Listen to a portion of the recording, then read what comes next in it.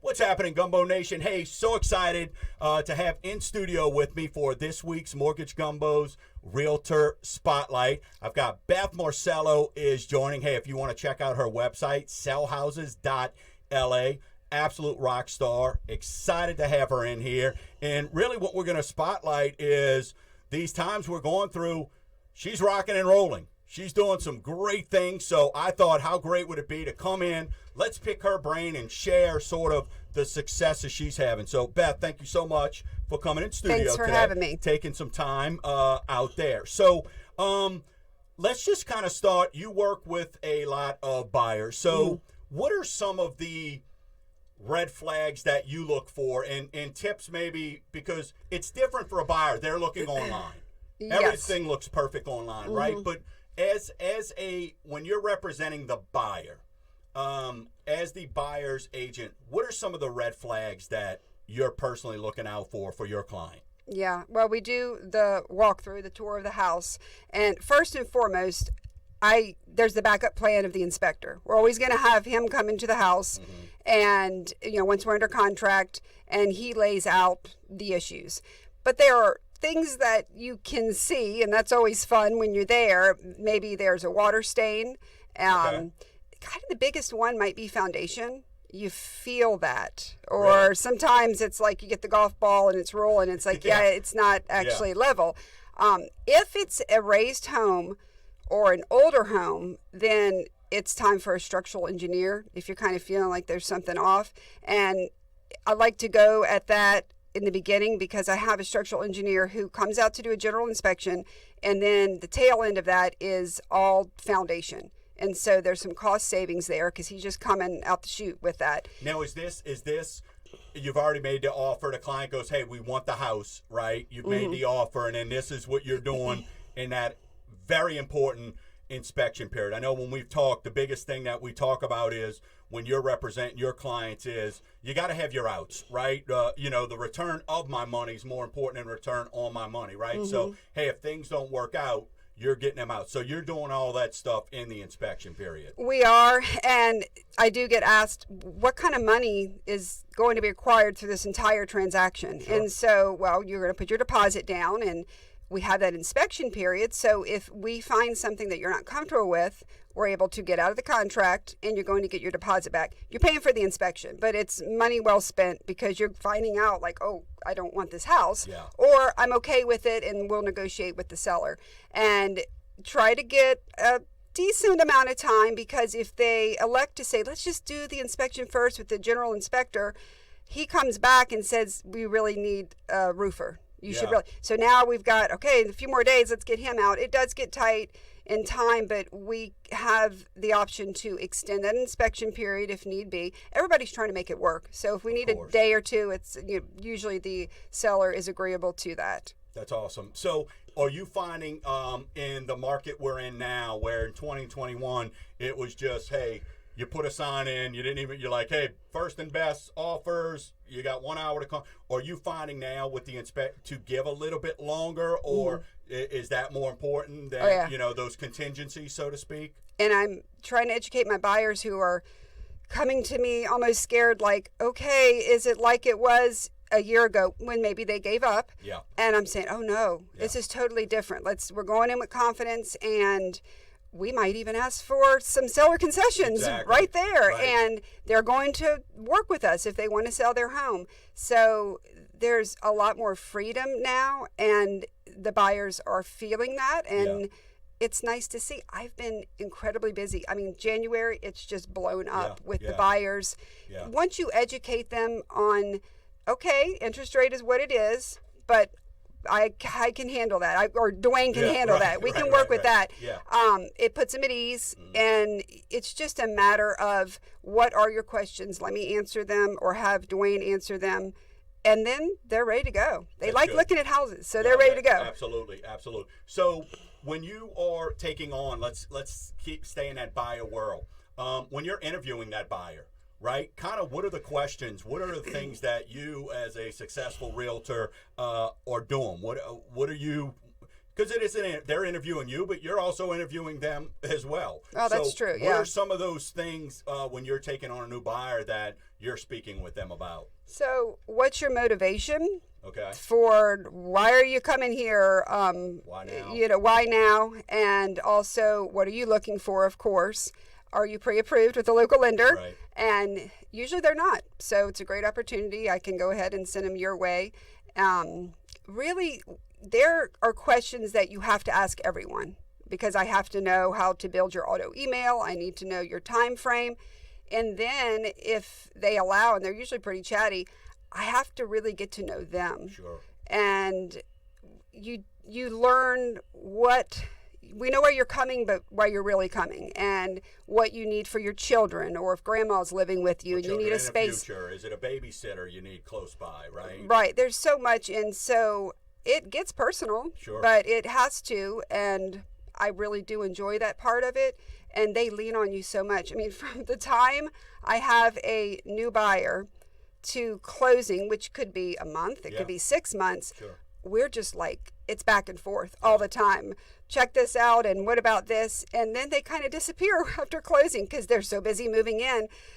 But we get really tight in that time. It's funny because you say that. It's always like courting a new relationship, right? You're getting them to closing, and then after the closing and everybody's good, it's kind of like, man, I miss those calls all the time. So you send an email, how's it going? But it's never different. It's like, well, I guess they moved on, or it's kind of like, hey, I clipped their wings. It's time for them to go fly on their own. You did your part, which is it's amazing. Bittersweet. You kind of miss them, but they're gone for a good reason. Yeah. They're super happy, and you've done your job. I like the word that you used is the education piece, because I think there's a lot of realtors out there who don't understand it's more than just going, hi, what's your name and how much house you want to buy. It's those other factors that you've got to look into. What market, what's the whys, and I know from the loan application side, sometimes people are like, oh, you sure asking a lot of questions. I'm like, well, we do more than just fill in blue boxes here, right? Because it could depend on what program. How long are you here? Are you military that's just here, or another job where you just signed a 3-year contract? Well, let's look at some different options over some other stuff there. So I like that, and I think that's good. So look, I know you're big on the pre-approvals. What advice would you give fellow realtors or a possible buyer, a potential buyer who's listening to this? What advice would you give them on the importance of a pre-approval? It's just another opportunity for education, because most of them come not understanding that it's a very good idea to get the pre-approval.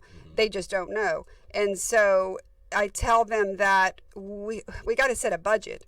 So if we go out there willy-nilly and you're looking at these houses at $300,000 and you're falling in love with them, and then by the time you submit your application, we get it back and you're really $250,000, it's never going to look as good as the $300,000, and that hurts. It's hard.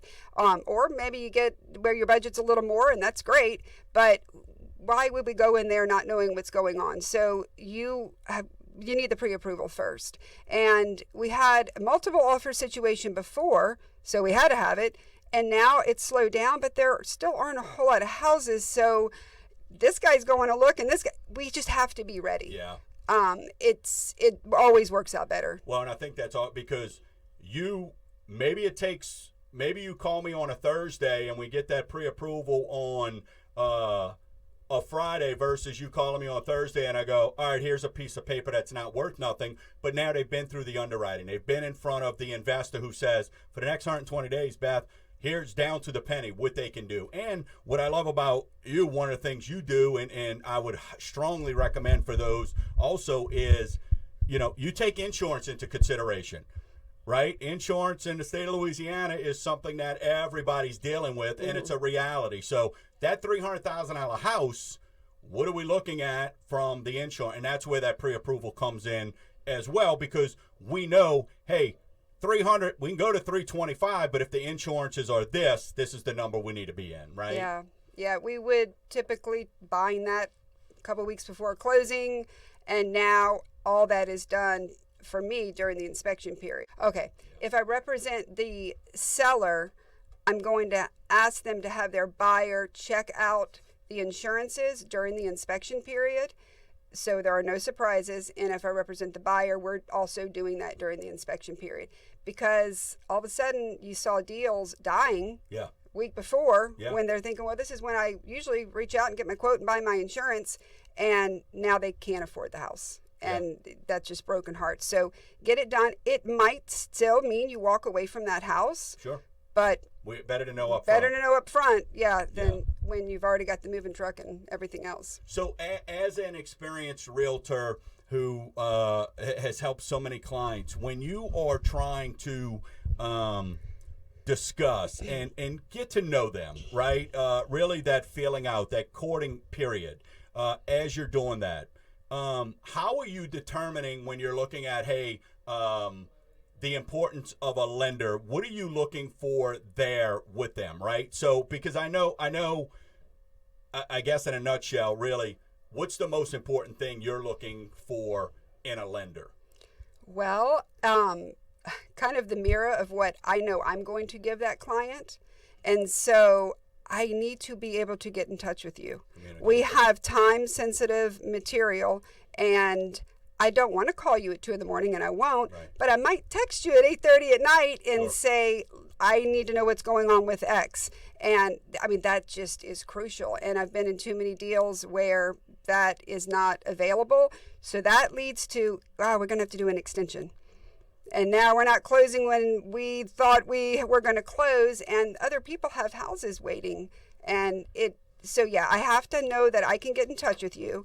I also need to know that you have systems in place that make for a smooth transaction for a variety of clients. I have folks that want to close really fast. Yeah. Can you help them? Yeah. Another person might need the 45 days because their house that isn't going to close for a bit. So can you help a variety of clients? And as corny as it may sound, do you care about them? I do, and I need that from my lender also, because it's a lot of work and it's a lot of checking boxes, but beyond that, you get to know them, and it's like, I need to know that the lender has their back too.